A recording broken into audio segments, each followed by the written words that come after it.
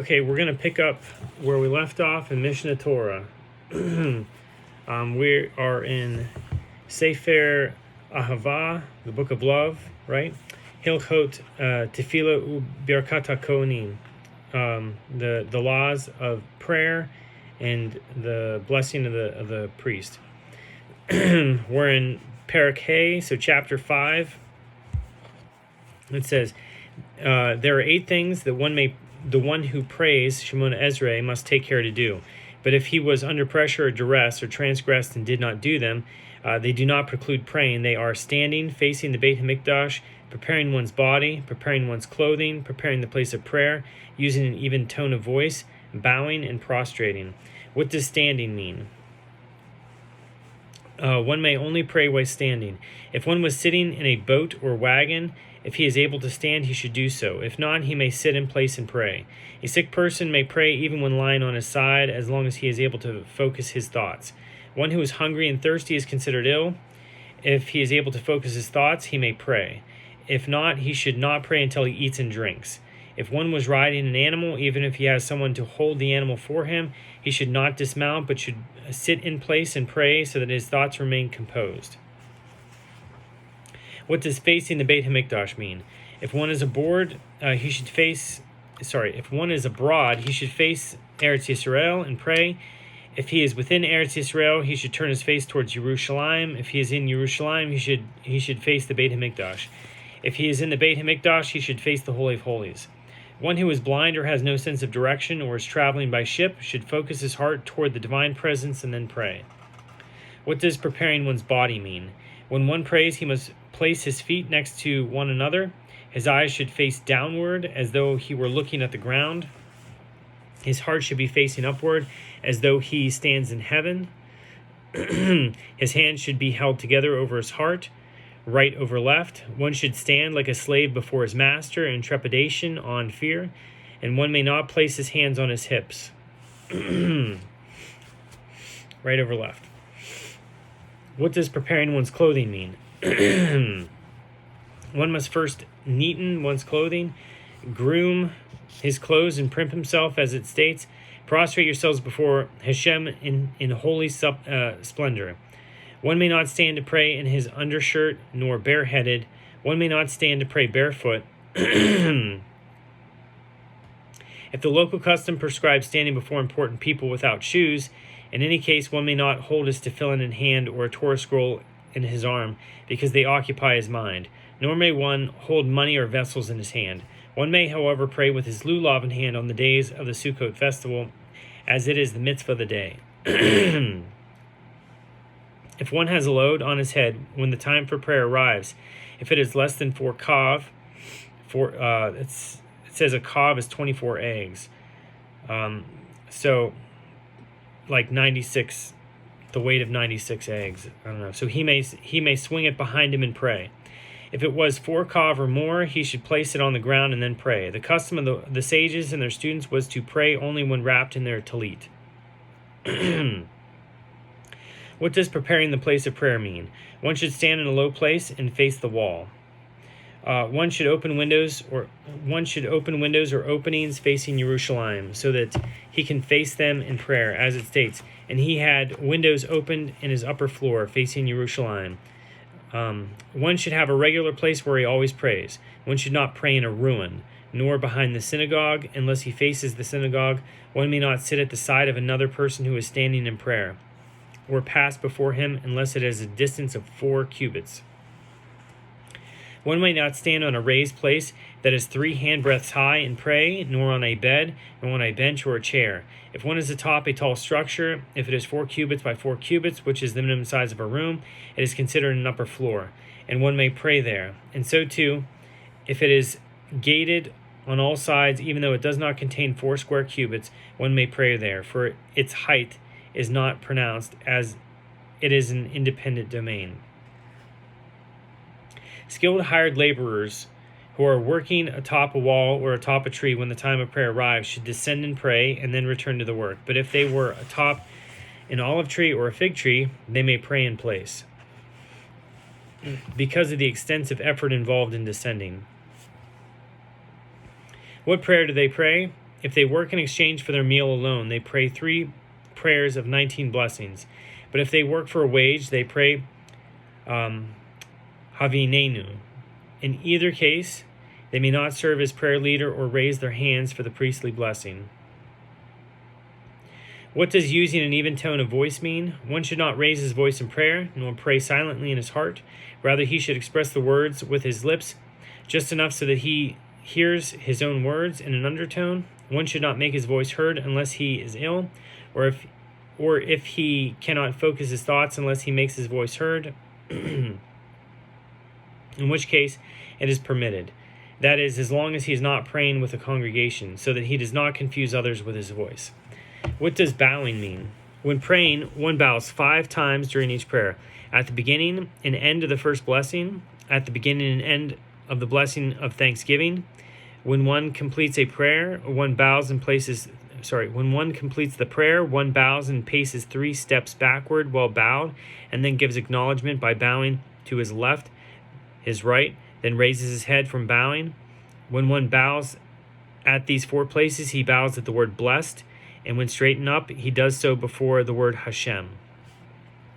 To whom does this apply? To a commoner.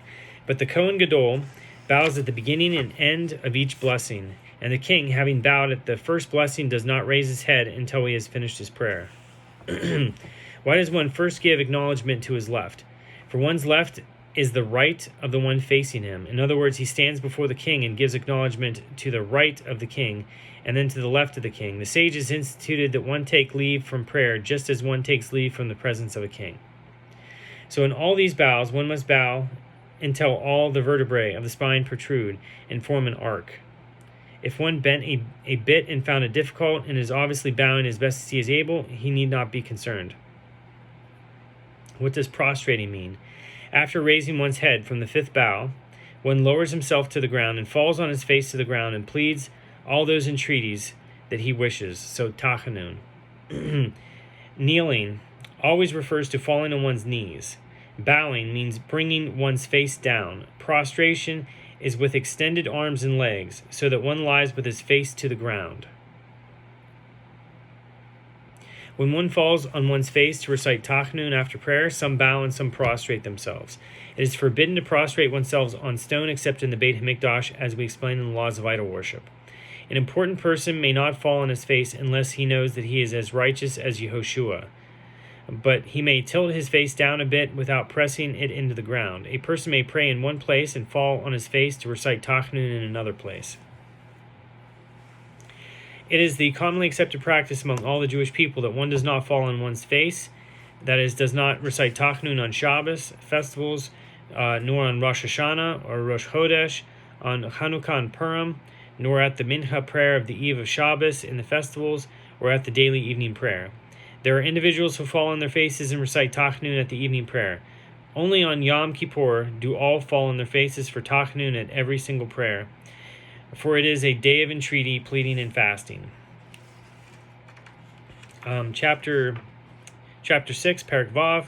One may not pass behind a synagogue while the congregation is praying unless he is carrying a burden, or if the synagogue has doors on either side, for then the observer will assume that he is going to enter through the other door. So too, if there were 2 synagogues in the city, the observer will assume that he is going to his usual synagogue. If one has tefillin on his head, he may pass by, although neither one of these conditions is met. For the tefillin serve as proof that he pursues mitzvot and is not one who would nullify prayer. One who prays with a congregation should not overly extend his prayer, but when praying alone, one may do so. If one wishes to recite following his prayer, even something as long as the order of the Yom Kippur service, he may recite it. So too, if one wishes to insert in any of the intermediate blessings something on the topic of that blessing, he may insert it. So how does one do so? If one's relative is sick, he may plead for mercy for him in the blessing for the sick, so Rafa'enu, in his own language.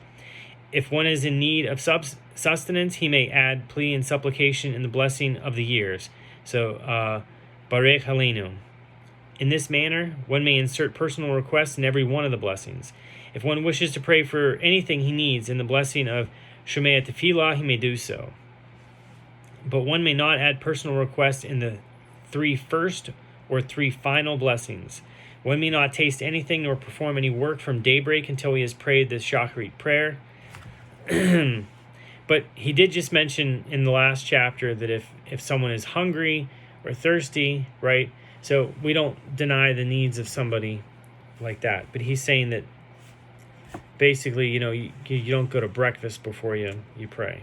One may not taste anything or perform any work from daybreak until he has prayed the shacharit prayer, nor may one go early to a friend's home to ask after him before he has prayed the shacharit prayer, nor should one head out on a journey before praying. But one may have a small taste and perform work before Musaf or before Mincha, but one should not sit down to a meal when the time of the Mincha draws near.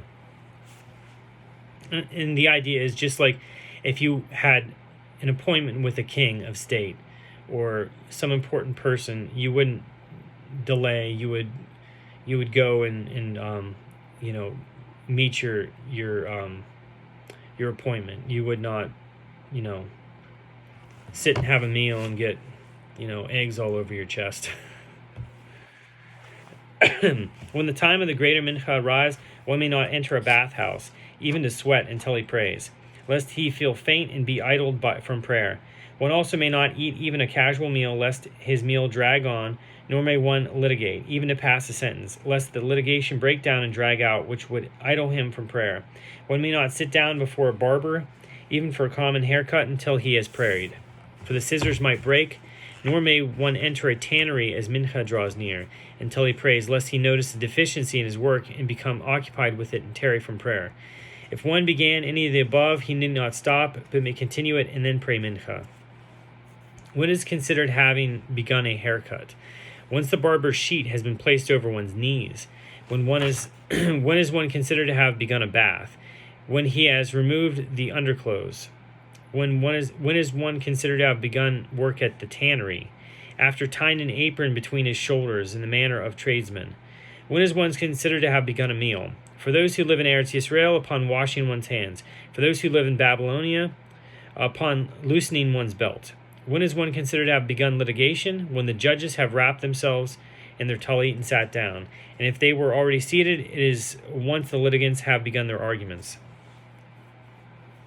Although the evening prayer is voluntary, one should not come from work and say, I will eat a bit and drink a bit and sleep a bit, and then I will pray, lest sleep overtake him, leading to his sleeping through the night. Rather, one should pray the evening prayer and then eat, drink, or sleep.